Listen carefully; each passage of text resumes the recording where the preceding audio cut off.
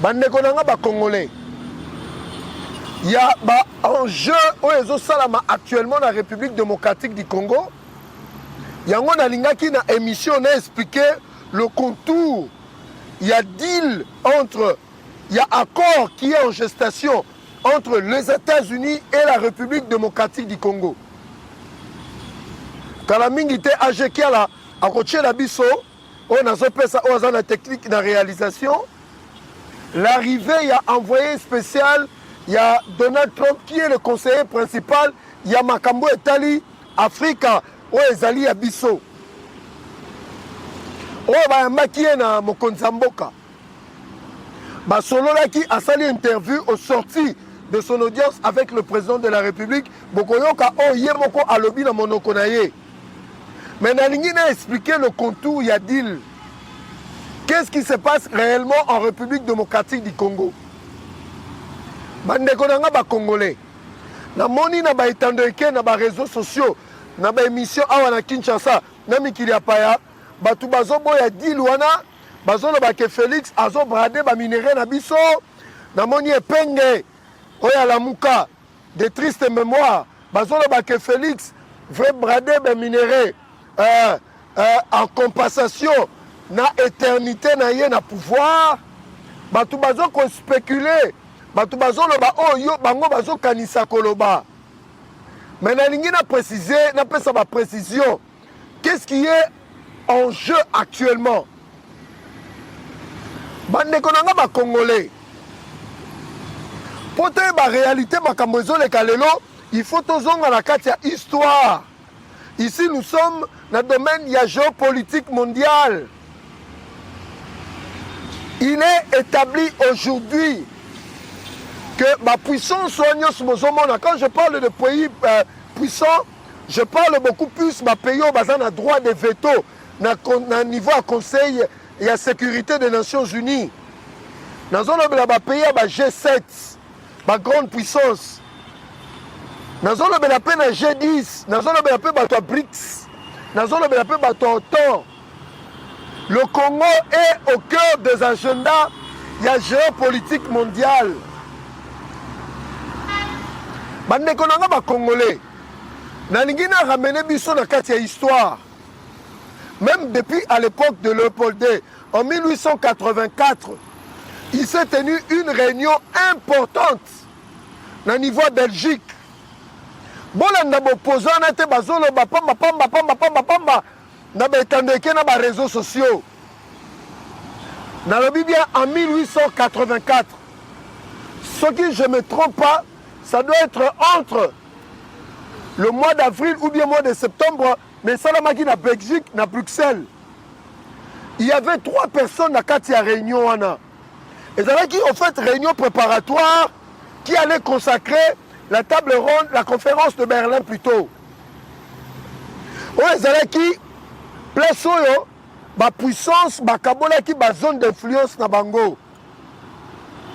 Mais ba Congolais boye belo komoko.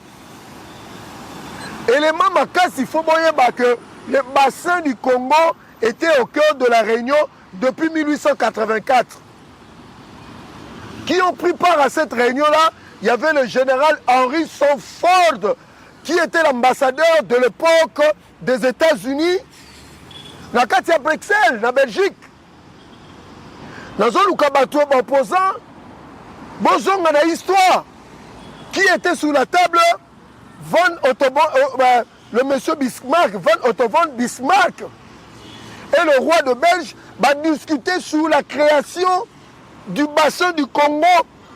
Le Bandeko, Touti Moussika congolais, foyer vocation ya Congo ezanini pour Nabiso Moko, pour l'Afrique, pour Mokili. Tu vas comprendre que le Congo est dans le cœur des enjeux. Il y a ma agenda, il y a ma puissance. Depuis 1884. Parce que Batini équipe explorateur, Batini Livingstone, Henri Morton Stanley, Diego Kawaye, protestants Baye, catholiques Baye, ils ont compris l'importance. Il y a Congo, les Ambo Cannabis République démocratique du Congo.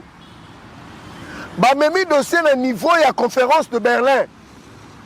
où on a établi la zone, il y a Grand Lac, le bassin du Congo, Grand Lac Kikutu, le bassin du Congo, comme une zone d'influence, il y a ma puissance, comme une zone économique, où Bango, il faut Kabolaka, où ils ma richesse, mais battu le roi de Belgique comme gérant, après 80 ans, battu Belgique. Mboka aneza mboka na yo, mboka na ngai.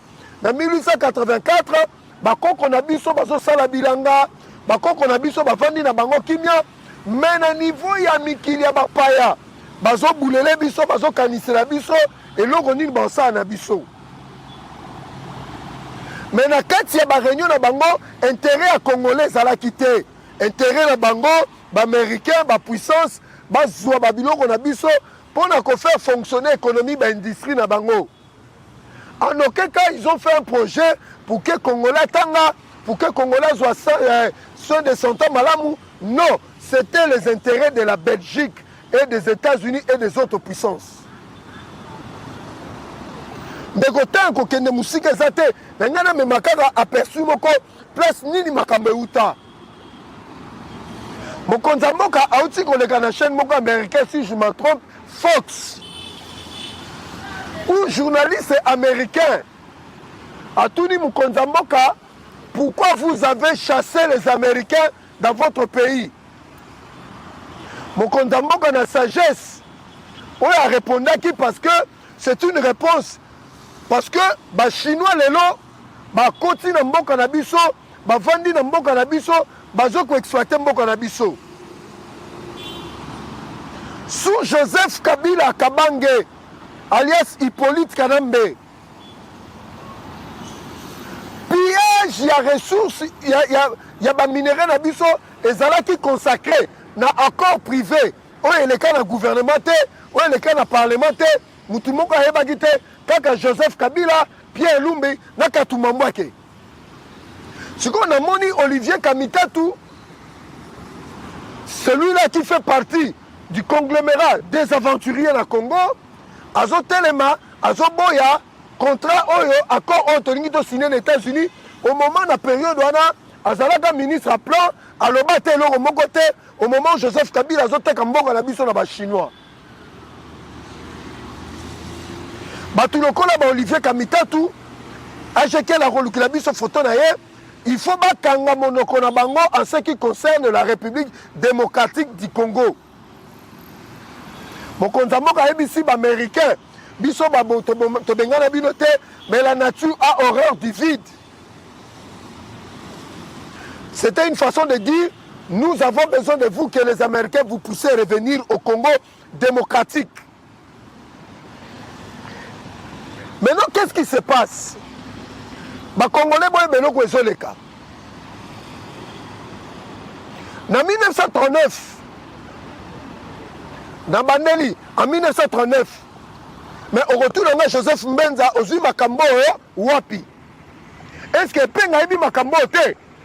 Je vais répondre, est-ce que Penga Ebi Yango? Est-ce que Olivier Kamitatou ba Ebi Yango? Est-ce que Martin Fayulu ba Ebi Yango? En 1939, le président Roosevelt n'a pouvoir. Albert Einstein a été président américain. Le plus grand mathématicien, le plus grand physicien de l'époque, il parle déjà de la République démocratique du Congo. Retour dans est-ce que Mbongo est bien bon? Est-ce que Chola est bien bon? Ou on a habité? Mais la vérité, c'est vérifiable. À Sali mémoire a déposé par président Roosevelt à ABC Bonacate a contenu. Jamais, au grand jamais, que les États-Unis bakoki ko permettre Mboka na Congo et à la sous-domination Mboka Mususu. Ya liboso. Deuxièmement, to permettre que Mboka wana Babita Mboka na bango moko bazwa possession Mboka na bango va se développer, nous aurons du mal à leur dominer. Mémoire wana ezali na 1939. Na encore musika na 1975 Henry Kissinger celui qui contrôlait la politique extérieure. À lobby boye, na mémoire naye lisusu à lobby, il faut que les États-Unis puissent avoir le contrôle de la sous-région des Grands Lacs, parce que c'est là où se trouvent des minéraux stratégiques et critiques. Nake encore Moussika, nake na Israël, à l'époque de Mobutu, en 1983, le premier ministre Shamir, Nazo Luka Kombo, ambassadeur Nabiso Zareki n'époque wana. ABC, ambassadeur Nabiso, à l'époque de Mobutu. Nazo rappelé histoire oyo, pour les Congolais ba cédé té, na opposant o bazo sala ba makelele, ba lingi mboka té. ABC ambassadeur Nabiso. Monsieur l'ambassadeur, votre pays aura toujours des problèmes. Les puissances feront tout pour vous mater, pour vous dominer, pour vous anéantir, parce qu'on ne vous laissera pas vous développer. Ambassadeur Nabiso Touni, le premier ministre Shamir à Israël, qu'avons-nous fait à ce pays-là? Alors, vous êtes une injustice naturelle de Dieu. En d'autres termes, on vous combattra. Ceux qui congolais ont une valeur d'importance en beaucoup de blagueté. Ceux qui ont mokonzi, ont dirigé mboka malamu, ceux qui ont poste sa responsabilité, ont trahir té. Donc c'est pour dire, makambounion se belé to kouté nango. Oui, biso ba congolais to na responsabilité. Tala buso bananga. Tala Bouzoba, il y a Jacques Mamba. Tala Bouzoba, il y a un ancien gouverneur qui ne représente rien. Ceux qui Mukungu Madi, ceux qui Naniwana, Ozu Fang Diongo, un faiblard, un affaibli. Voilà la responsabilité Bouzoba Congolais. Responsabilité Moussou Zazali, yo ba pesi 10 millions de dollars, au Tonganzela, au Iliembo, au Nyosokui. On a responsabilité na biso. Mais la grande partie a responsabilité. Il y a des problèmes tous en Ango et ça va tout en Azotanga Combo. Maintenant, qu'est-ce qui se passe? Les Américains,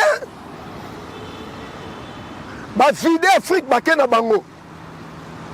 Ils sont la Moyen-Orient, ils sont Israël, ils sont l'Extrême-Orient, ils sont Singapour, ils sont Malaisie. Bakena bango Qatar, bakena bango Émirats Arabes Unis, baketa la pétrole Arabie Saoudite, baketa la bango Irak, baketa la bango Koweït, batali na bango Iran. Mais ils ont laissé l'Afrique vide, ba Chinois baye, ba Koti. Bizarrement, place ba Chinois batongi biloko malonga te, et ça dans la République démocratique du Congo. Joseph Kabila, président de la République, avec ses amis, va s'arranger, va signer contrat, va céder, va minérer la biso pour 25 ans d'exploitation. Va évaluer, va minérer en été, va étude préalable pour trouver la valeur ténère, va minérer la biso. Va sali na bangote, va chinois bon son abino, n'enga bolingi bo kendenango. Il était prévu dans le contrat RDC, et c'est qui n'est Chine, et c'est qui avec le consortium des entreprises privées chinois.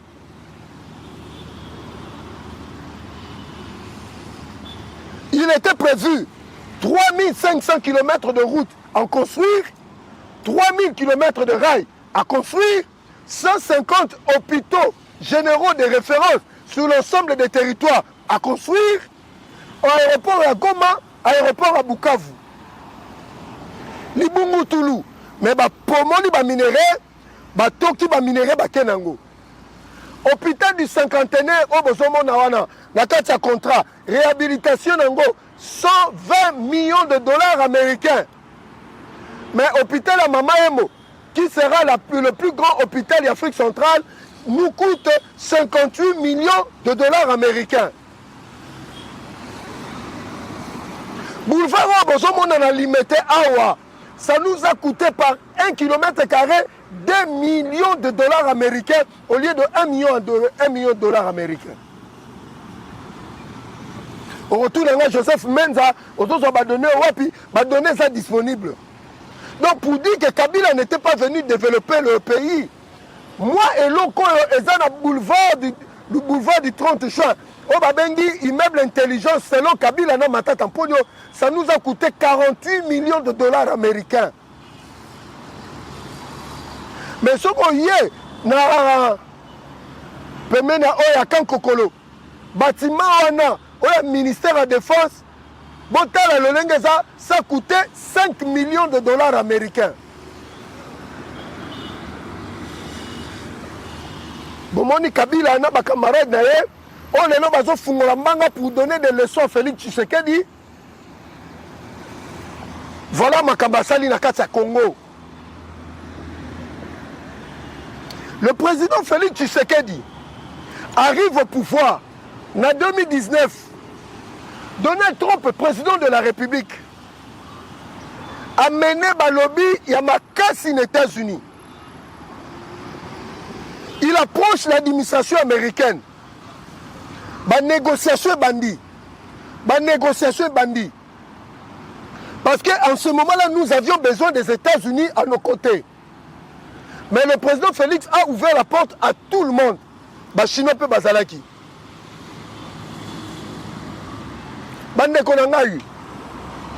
Donald Trump a ouvert la raté à l'ongoué na pouvoir dans le 2019. Batouba kanisate que makambu o Félix Tshisekedi azo sala na ba américain eza lelo te et banda depuis 2019. Joe Biden a eu le pouvoir. Nazo rappelé na ba congolais. Sous Donald Trump, Kagame a quitté la RDC pour agresser Bissot. Kagame a agressé Bissot, c'est parce que Donald Trump, le démocrate, va continuer à pouvoir. Joe Biden, influencé par Bill Clinton et Hillary Clinton. Parce que la fondation Clinton, c'est le soutien de Paul Kagame. Nous avons rappelé les Congolais qu'en avril 1994, Kagame, avec l'autorisation des armes américaines, ils ont abattu l'avion d'Abarimana. C'est ce qui a consacré Makamunyo Salama. Les démocrates arrivent au pouvoir. Il y a eu comment je dirais, un sénateur américain au nom de Dodd-Frank. Pendant que Donald Trump a été au pouvoir, a commis mémoire à la Kissine de Donald Trump. Nous, les Américains, nous ne pouvons pas venir au Congo démocratique utiliser les minéraux dans Bango, Bango de manière illicite, les entreprises américaines, ceux qui ont besoin de minéraux à Congo, ne par la voie officielle, par la grande porte. Donald Trump a dit, ok, parce que les républicains, il y avait l'insécurité à groupe armé, mais vous avez sous Joe Biden. Bon, ça n'a qu'à comparaison, il y a battant. Donc Joe Biden a continué à pouvoir, Kagame a le dit à Ngonganenge Koki, na kota na République démocratique du Congo à Koti. Ce qui a Anthony Tobeta Kagame Boye, Anthony Blinken, les démocrates, à Yembangwa. Ce qui a Anthony Tosala Boye, les Américains ont menacé Bissot. Parce que les démocrates, ce sont des alliés de Paul Kagame. Yo Epenge, Yo Olivier Kamite, tous les autres, est-ce que Boyebi Makamboy? Et comme ça, Donald Trump a yé na pouvoir. A zone ici dossier à RDC sur sa table. Il y a un besoin mona, dis-le, tout ça là, envoyé spécial. Il y a Donald Trump a yé.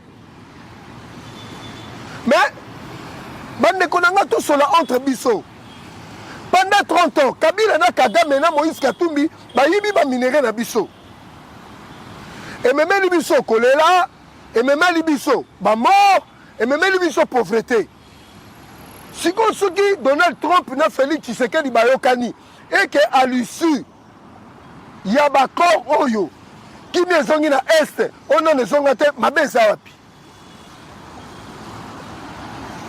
mais si on a un gouvernement congolais, en tant que Congolais, banani bazo négocier aux États-Unis. Banani bazana kata délégation parce que biso pe ba congolais to boyi makambu oyo et les cas qui entre l'entreprise chinoise na RDC oyo bazoe Kabila bakantuma mwake bazo ba pourcentage ba signer en défaveur, il y a Congo. Monsieur le Président de la République, nous avons besoin que l'accord qu'on a signé et ça l'a rendu public. Toi, tu repères ça nini, les Américains peuvent repérer ça biso ni en contrepartie. Parce que l'accord, il y a Kabila dans l'entreprise chinoise, à tenir une quantité dans la génération future, parce qu'il y a des Congolais. Cet accord avec des Chinois a enrichi Kabila et sa bande. Mais tu as un contrat avec Américain, accord Oyo, et ça pour la sécurité. Il y a des Congolais, puis les Congolais ont mis ça là, Congo s'est développé. Voilà les Congolais, explication ça sur cet accord qui est en gestation entre les États-Unis et la RDC. Et là, comme il y a manipulation. Dans quel deuxième dossier? Consultation. À Jekia, la seconde, on a une image à quelques opposants. Namoni Adolphe Mouzitou Fumupa, Namoni Marie-José Ifoko, mais les opposants pro Kagame Babi Baroyate. Parce que Kagame a comment autorité morale, il y a opposition dans le Congo.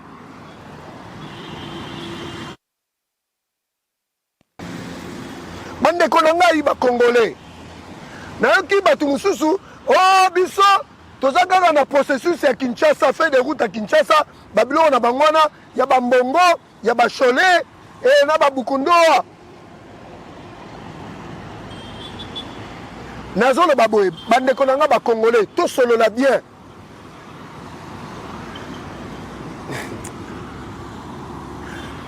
Chole, Ambongo, Mouteba, Eric Senga, Moumengi, na totanga bakombo, bakotie la biso bango. Na pasteur Bukondoa. Est-ce que bakongolais bokotu na batuana banani bazo pesa bino bambongo bozo tambola mokili mobimba? Soki bozu réponse wana, mais botu na pe bango. Mais bazo tambola partout ba ke Burundi te pona nini? Parce que balobi tozo mona ba condignon ça va payer à grand là, il y a limitrophe, ba voisin, bravo. Mais bozo que no mona Ndayishimiye était à Burundi pona nini? Oyo ba chole bazo luka le 4 avril, bazalaki et pas Guterres pour ne connaître sa Guterres, bo sanctionner Rwanda te. C'était un pacte démoniaque, diabolique, les Congolais, il faut pas rejeter.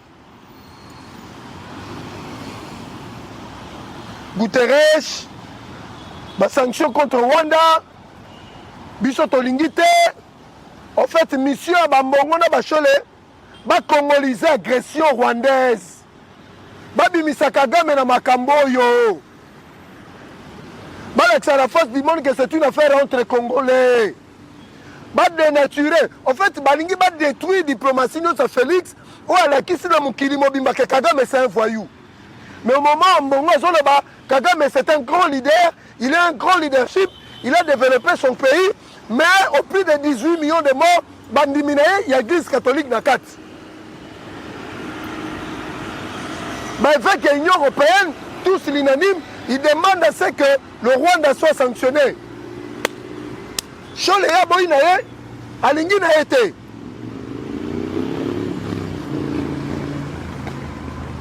Donc, selon l'information d'aujourd'hui, il semblerait que le financement de Bango, ils ont à Kenya, ils ont à Ouganda, une grande partie pas Kagame, pour que Bazongisa, Makamwe Bimakakake, c'est une affaire de Congolais et de Congolaises. Mais dans quel issue Moussika? Ton compte à la carte à consultation, selon l'information d'aujourd'hui, selon l'information, il semblerait que Eberon Kolongele, conseiller spécial au président mandataire, a déjà battu à l'Union sacrée, gouvernement et Kobima, et vous assumez que quota. Est-ce que gouvernement Kobima, président abonné logique ya bakota azo préparer bango po bakende kota na ba rébellion te parce que pona bango ba misusu nde baza bango baza na logique ya kota na poids politique. Le président, nous sommes pendant la guerre, il a besoin de tous les Congolais.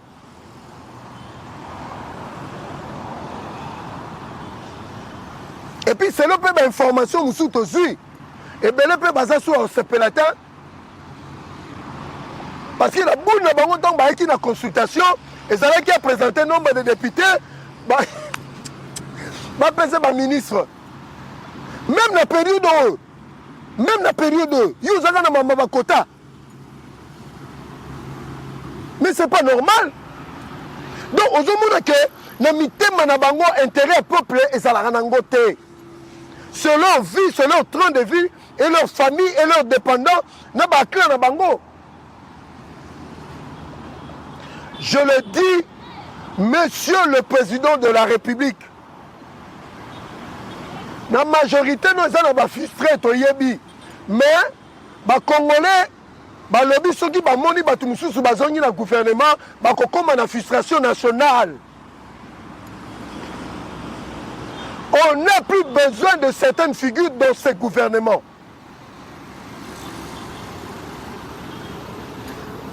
Na question musika. Biso to koya consultation te. Chilombo aza illégitime. Biso to koya te. Pa. Ba Congolais na lingi na ebisabino, nous n'avons pas une crise politique ni institutionnelle. Nous avons une crise sécuritaire qui appelle que tous les Congolais soient autour du chef.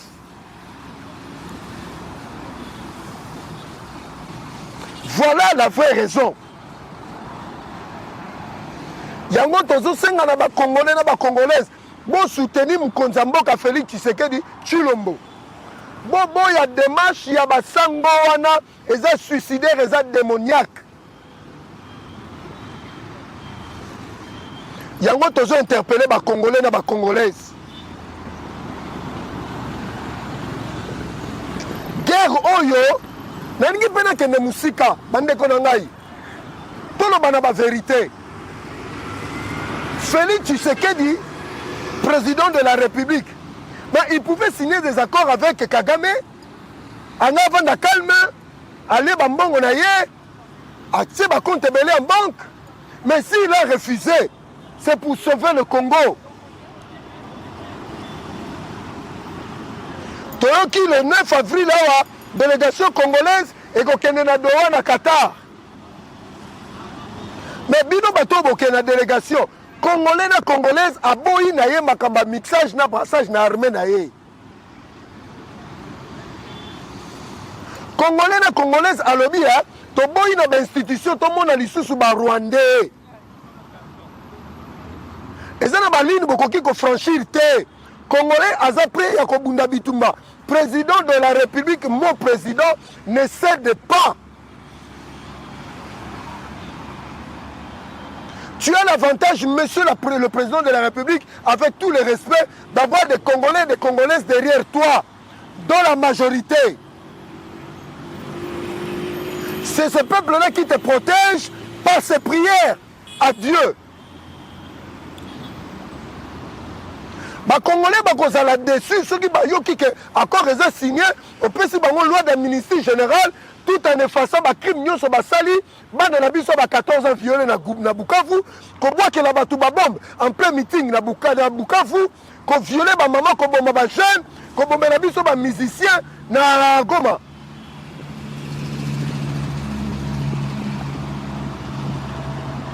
Solution ezali, monsieur le président, peuple aza derrière toi. Tala ba jeune nyonso bazo s'enrôler na armée, ça montre que le peuple est avec vous.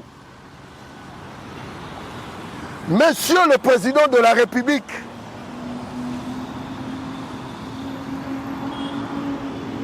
nous avons besoin.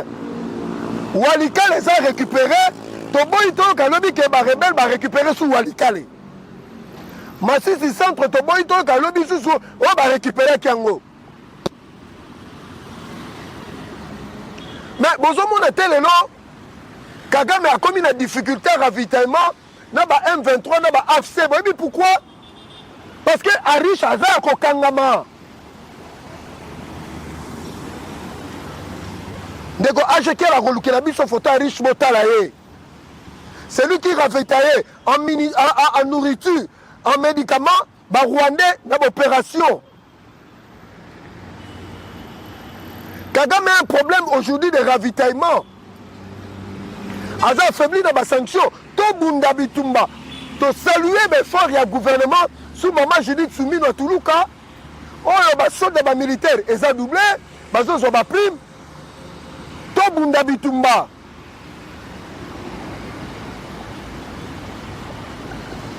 Nous avons un pays à protéger. Yango tozo senga na mukonza mboka. On s'occupe pe na ba wazalendo. Nazo sabino réflexion moko na to sala. Kagame na Kabila tong bazu décision ko attaquer Congo.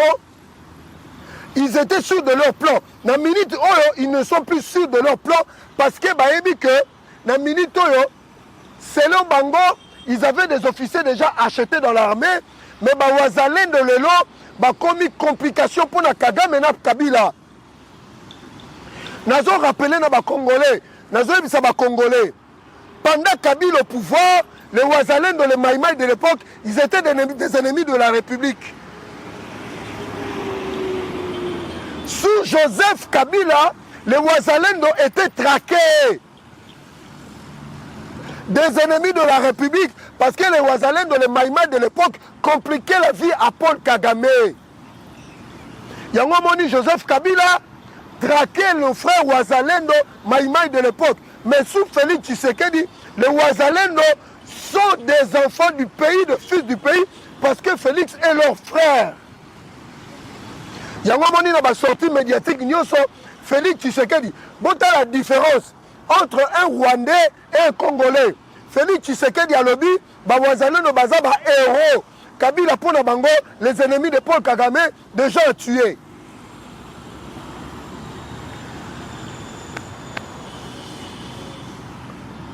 Monsieur le Président de la République,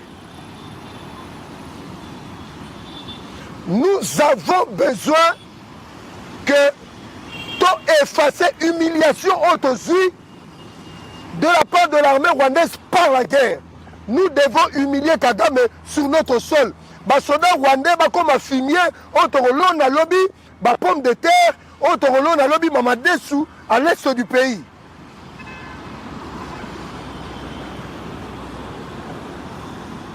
Voilà la vérité. Tu continues à sujet, il y a souka ya meurtre. La mort de notre frère regrettait le roulage.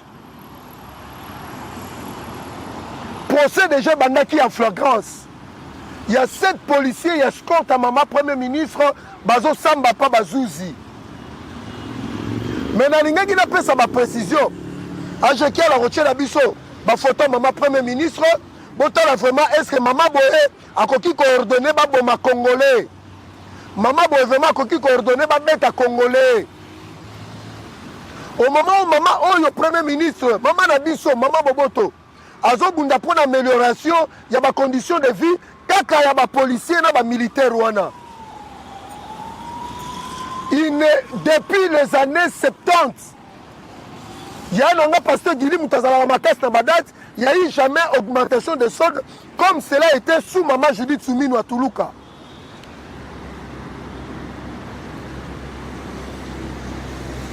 Mais les lots sont baboye. Tu as expliqué déjà le dossier, les policiers 7 bazo samba. Dans le but bazo samba. Le dossier est renvoyé au 11 avril. L'avocat va solliciter comparution à la République démocratique du Congo parce que Oya Koufi Azali préposé à l'État, on peut préposer à l'État, il y a des osala masikoyo pour établir ma responsabilité dans mboka oyo.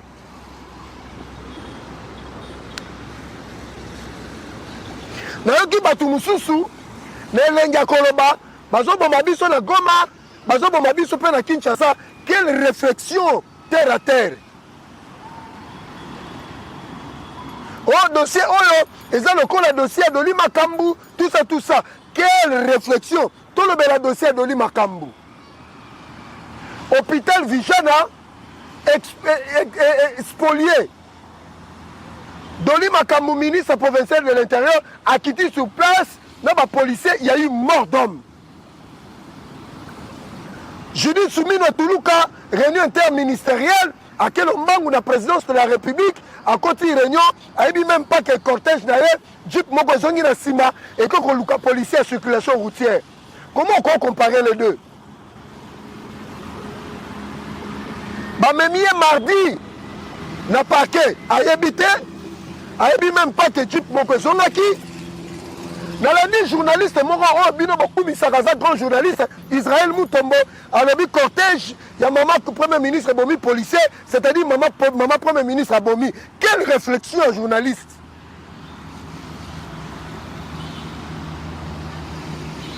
Quelle réflexion? Après, il y a une réflexion, à comme il poser ma question, oh, il y a une réponse.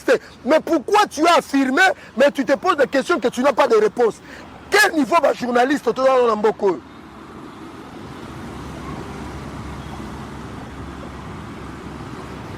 Botiki maman premier ministre na réunion, mon candidat a eu décision de manière délibérée. A zongi na chip yemoko, a eu policier wana, o esalamaki wana biso to ebité. A eu baketi kaye na auditorat mardi, maman premier ministre a habité, mercredi maman premier ministre a habité. Jeudi, maman premier ministre a habité. Vendredi, maman premier ministre a habité. Samedi, Moutakoufi, maman premier ministre a habité. Maman premier ministre a des informations. Dimanche, dans le siège à l'IDPS, dans la clôture à mort de la femme. Ozo comparé, on a donné Makamounenge Nini. Elle n'a même pas clôturé, elle est partie parce que l'information est collée dans les réseaux sociaux. Directement, il a mis à la disposition de la justice Batouana.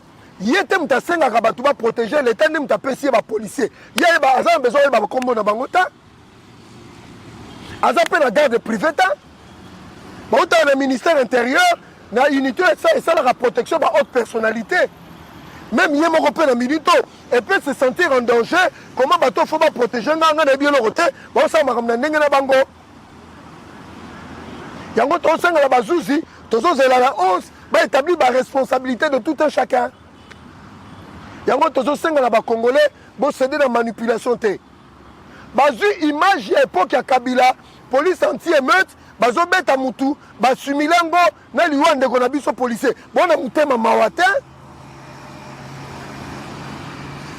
Bona mutema mawate.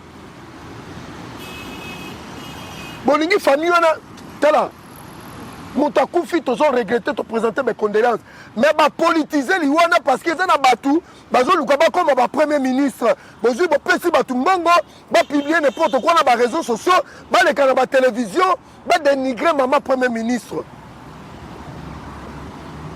Yango to une obligation à éclairer l'opinion. Le 11 awa, les responsabilités seront établies. Oyo l'État congolais à Kozala devant bazouz en tant que république. Bakosambisa l'État congolais. Mais selon l'information aussi, maman premier ministre a très consterné, a la situation de près, même situation à famille, il y a des policiers, a la situation n'engezo kende. Il y a un réseau, il y a communiqué, on a primature et salaki. Donc tous les Congolais, bon céder la manipulation mais tous à la rationner dans la réflexion.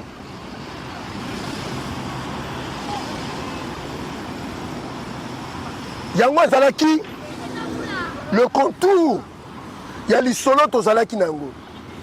Et là, nous avons un biso pour clôturer l'émission de Biso Lelo. Tous à la vigilance, tous céder la manipulation, tous soutenir mon Konzamboka, tous soutenir ma pinga na biso, tous soutenir ma Wazalendo. Tous soutenir l'institution. Tous les une consultation que souka, mais na souka ya nyonso. Tous a besoin d'un ministre. Bon kanga bien. Oh bakoya ko résoudre ba problème ya ba congolais. Consultation est comme un moyen pour na batu mususu va se faire une santé politique. Mais pendant que yinaki na novembre, okangaki monoko.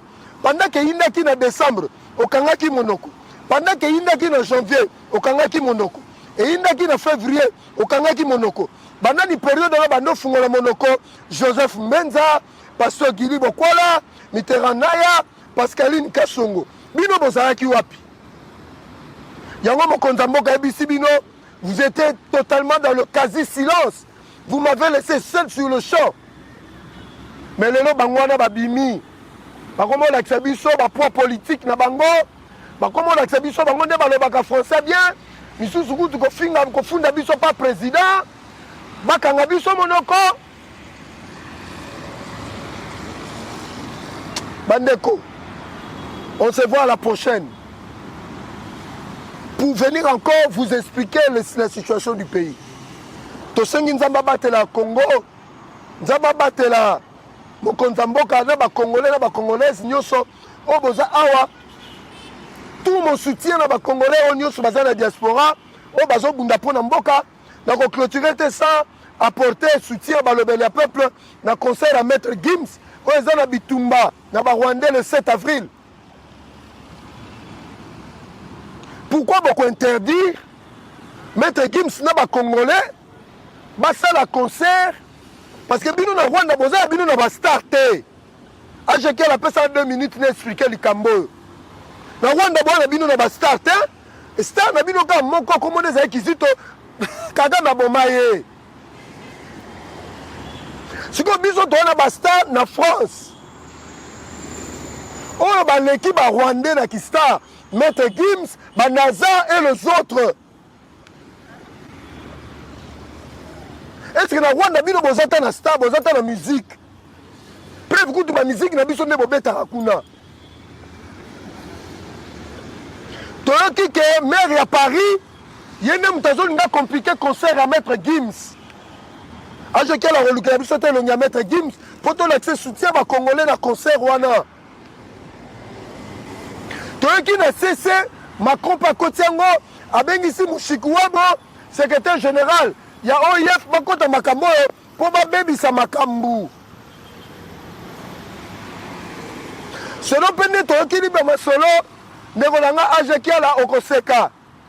Kagame aboyaki le réseau akomo boya pe makambo doa à Qatar. Ayebisi Macron kota makambo yo OIF vandisa ngana Félix. Mais Kagame, ozoboya batu nyonso bondenge nini? Olakisaki na mokili mobimba que c'est toi le plus grand stratège. Oboyi Luanda, yo kaka, okimi le 15. Oboyi susu Qatar, yo kaka. Le komi OIF.